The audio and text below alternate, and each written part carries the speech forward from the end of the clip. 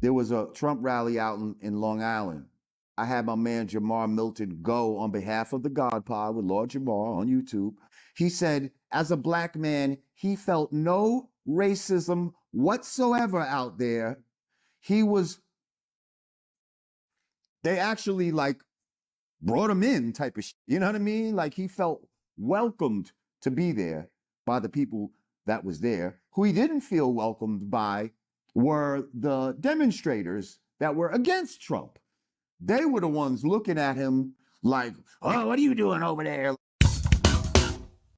The leftist spear machine is now entering the end game before the election. They have thrown everything they possibly can at Donald Trump, but nothing seems to stick. No one is buying into the narratives anymore. No one's believing the lies. So, of course, what are they going to have to do? They're going to have to resort to their old standby racism, right? If you look on the screen here, this is an actual tweet from Donald Trump, right? Talking about your new apartment managers if Kamala is reelected. Now, of course, the left actually calls this racism because it involves people from south of the border, not because it involves an actual situation that happened here in America. Right? But never mind any of that. You just don't want to talk about these types of things, all right? So what we're going to see today, of course, are these tired old attacks on Donald Trump, and also what happens when someone reverses that and throws it back on the left's faces. But before we continue, please like and comment on this video so we can break through the algorithms. Here we go. I also think that he portrays or projects himself in the best possible light. Of course, he says dumbass things like Haitians are eating things they're not supposed to, and you know, going off on some of these crazy rants, like you and I and people that look like us are poisoning the blood of the nation. But I think that it's going to be a fascinating 20 days, Boris. Yeah, to that point you just made about specifically immigrants and his rhetoric, his bellicose rhetoric about immigrants.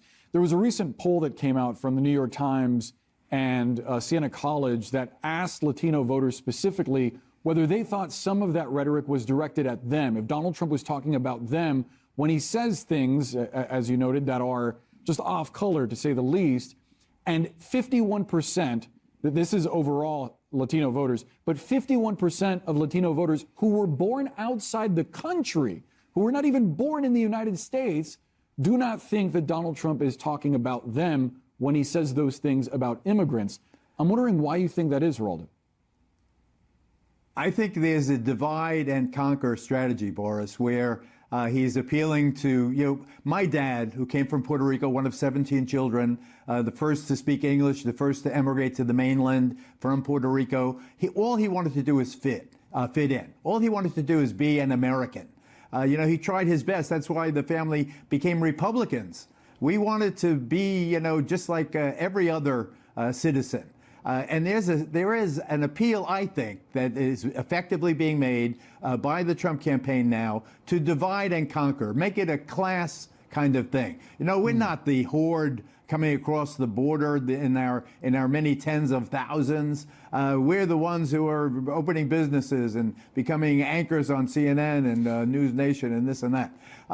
But the fact of the matter is that there is a racist appeal here. You know, I've known this guy forever, and I don't believe when I knew him in years past and decades past that he had any racism in him. I could tell by the people he hired, the people around him. He had, you know, everybody. He was very integrated. He was not race conscious. But now I believe that he has made a decision, a ruthlessly pragmatic decision to make a racial appeal that the other is coming to take over, that this brown horde is coming to rape your children and steal your jobs. Did you ever think that 44% of Latinos are supporting Donald J. Trump? That's what's going on today. African-American community supporting Donald J. Why? Because his policies worked, and they lived under his policies, Anna. They lived under his policies, and now today, the Latino community is being choked by inflation. Let's look at the poll, the numbers you're talking about, the latest New York Times Siena College poll, likely Latino voters, Harris at 56%, Trump at 37%, which is a much lower margin for a Democratic nominee that they've had over the past 3 elections. Look, I think there's a lot of things going on. One of the things that I found really interesting about that poll also was that the majority of Latinos think that when Donald Trump is making anti-immigrant remarks and when he's making, talking with racial slurs and the things he says that we all have heard him say, they think it doesn't apply to them. And so to me, it boggles the mind that somebody who looks like you, who looks like me, who sounds like you, who sounds like me, think that when he is making anti-immigrant racial offenses, it doesn't apply to April, him. I want to give you the last thought. I think Anderson, when President Trump's talking, he's talking about criminal folks that are being sent to our country. He's not talking about Latinos that are coming here to work hard. There's a process to come here to work hard. Do you think that a racist is going to ask you for your immigration papers? Do you think a racist is going to ask you for your immigration papers? Anna, do you think the person... Latinos believe and they know that President Trump is not a racist. Oh, really? He's a business owner. That's why he got investigated by DOJ for not ranking I'm to on the Africa. Trump 47 bus. I'm a Latino. That means that he you're has okay. me on that bus. That means you're okay with racism. No, it doesn't mean he's not racist. Absolutely We're not. going to leave it there. There it is, the final attack on Donald Trump. When everything else fails, he's a racist, okay? And it's really kind of sad to see Geraldo Rivera buy into the media narrative. So he's known Donald Trump an awful long time. He's known him personally, and somewhere along the road, all of a sudden he turned from this perfectly reasonable, successful businessman that he was friends with to this horrible, raging racist. Because as Anna Navarro points out, oh, he's got all these slurs he's constantly saying. Yeah, do you have that on audio? Do you have that on video? Could you play that back for us right now? No, because simply saying that someone coming into this country who's a criminal, who's an illegal, that's enough for the left. That's the slur that we're talking about here, right? But what happens? What happens when someone actually flips this whole script back on their faces? Oh, we're going to have a total meltdown. Check this out. The issue of Black Americans and Latino voters. Kamala Harris has been doing interviews on Black media. Trump, though, is overperforming in polling with both groups compared to past Republicans. Here is what he said when he was campaigning in Pennsylvania. Any African American or Hispanic, and you know how well I'm doing there, that votes for Kamala, you got to have your head examined because they are really screwing you. They are really screwing you. It is Kamala, for the record, but he is denigrating voters for making a choice that he does not like. Shelley, to you, what does he achieve with this? Well, wait, first of all, how is he denigrating voters?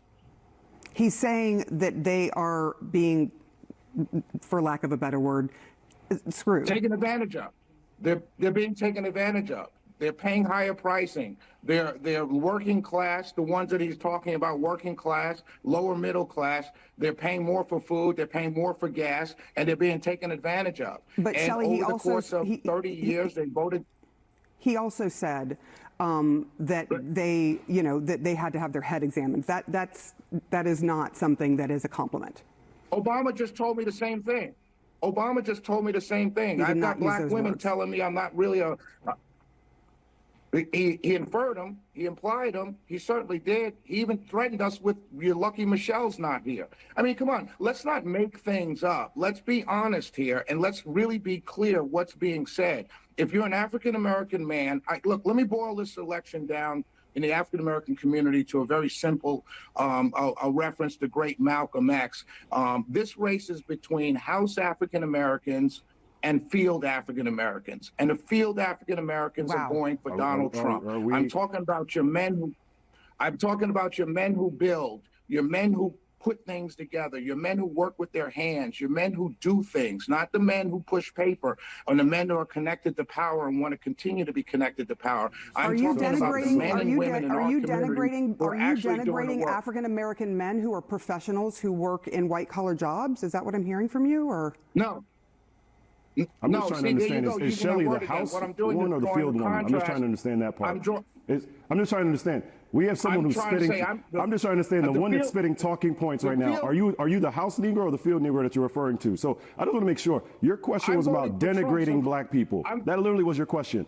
You have a Republican fool who is talking right now about. You literally just said that Black men. You actually just said this is an election about House or field. This is the nonsense that we are listening to right now by those that are supporting Donald Trump. That is actually what you just. There's only clearly you must be in your own talk. I'm not sure what kind of radio show you have that you can't listen to your own thing. So you actually just said for Trump. Again, the field do you goals are for understand? Trump. That's clearly what I said. You sound No, I absurd do understand, sir. and I do understand. silly. And so let's actually talk about the substance of your question. The substance of the question was around denigrating. What I said is very the substance of the question was denigrating Black and Latino communities. Sir, the substance of My what I name said is Michael. My name is Michael. My name is Michael. And we thank you that. So the point here, All right, my the brother. question that was raised All right, my brother. around denigrating Black and Latino communities. And All right, my brother, let me answer the question. The Are you concerning going to let me part. raise? Are you going to let me answer the question? The concerning part. Are you going to let me answer the question? Shelley, you made the point saying that you made a point saying that you believe that the point I'm making, ma'am, Sarah. The point I'm making is this: the men who get up every day and make things happen with their hands, they build things. They're plumbers, they're electricians, they're working for Amazon. These men who are coaching 7 and under football, not because their son or daughter plays, but because they want to keep brothers off the streets and they're volunteering their time. These men are going for Trump. These men, and I used an analogy made famous by the great Malcolm X. So if you're saying that I'm denigrating anybody, then you must assume that he was denigrating somebody. So don't even throw that word out there again, my brother. I don't even know if I can play that on YouTube, all right? But I'm going to give it a shot, all right? How does that feel to have it thrown back on you, right? And also to have those words coming from Malcolm X as a quote, all right? How do you combat that, right? You have the people who are actually working with their hands, making this country function. Who are they going for? They're going for Donald Trump. And oftentimes on this channel, we use the term, getting off the plantation when we're talking about the Democrats.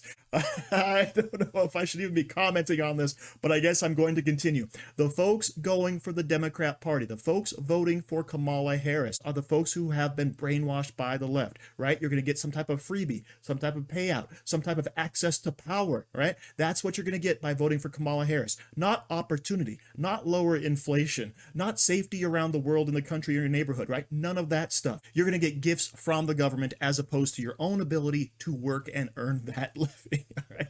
This just boggles my mind, and I don't know if I should be saying anything else about it. So thank you for watching. Don't forget to like, share, comment, subscribe, and stay safe out there, people, because they're coming after you.